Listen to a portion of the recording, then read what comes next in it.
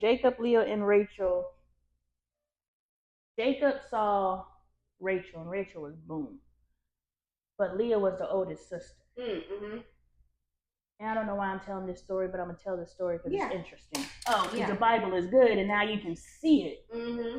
Stay focused. Girl, let me tell you how gnarly, I got to put the book down. Let me tell you how nasty this story is, and I just want you to visualize it. So Jacob wants Rachel. Leah is the oldest sister. Laban is the daddy. So Jacob goes to Laban and he says, yo, I want Rachel. He's like, all right, if you work for me for 7 years, you can have her. He's like, boom. Does the 7 years on his head because he's about to get Rachel. On his wedding night, because the way that they consummated marriage is through intercourse.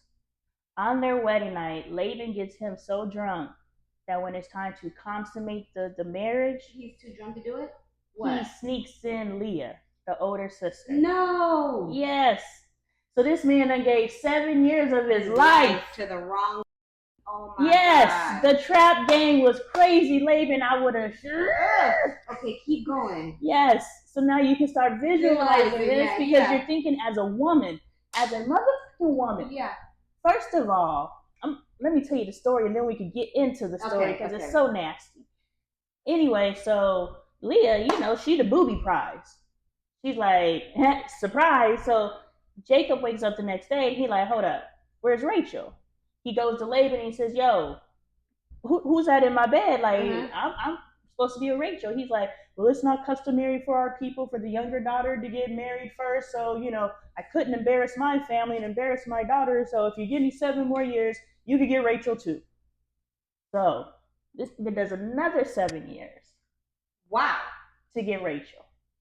Meanwhile, Leah, the booby prize, is sitting there like envious or something like that? Or she's in a loveless marriage. Oh. Yeah. She didn't want him. He didn't want her. Yeah. And she knows that he wants her sister. Yeah. Her whole life, she has played second fiddle. Even though she's the oldest, she has played second fiddle to her younger, beautiful sister. Mm-hmm. So now she is trapped in a marriage with this woman. Like, now that we're women, we can read that story and be like, can you imagine the rage that Leah felt? Oh, that's what made me think, like, was she envious? If she had to have had that in her for sure. Yes. And because God knew that she wasn't loved, Leah was able to produce heirs. Mm-hmm. Rachel could not have babies. Oh. God closed her womb up. So Leah is looking at Rachel, who is the chosen one, like, hey, but you can't have no seeds. Got your man and got his babies. Yeah, right? Yeah, the pettiness of it all. And these bitches are married to the same man. Oh, yes. Man.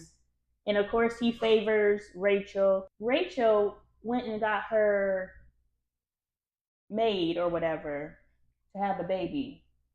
And she was like supposed to compete with Leah, who has the DNA. Mm-hmm. Rachel just has a baby, but it's not DNA. Yeah. And so then God opens Rachel's womb and she starts producing babies, and Leah can't have any. Yeah. Leah can't have any babies now when Rachel's producing. And so now Rachel's like, and Leah goes and gets her maid servant to have babies on her behalf. And so all these babies are being produced for a man. It's just crazy when you're reading these stories of Leah in a loveless marriage, having babies for a man simply to spite her sister. Her biggest enemy is her blood sister. Her dad, pawned her off to get rid of her.